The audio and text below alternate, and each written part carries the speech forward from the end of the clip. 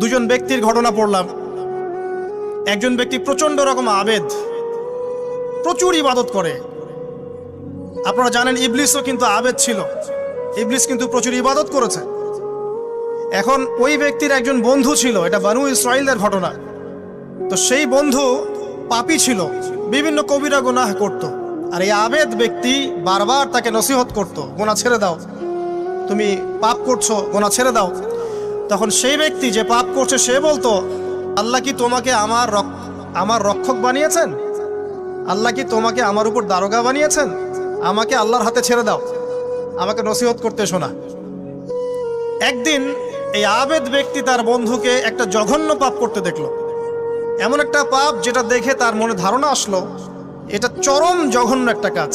তখন সে মুখ ফসকে বলে ফেললো যে আল্লাহ তোকে আর মাফ করবে না।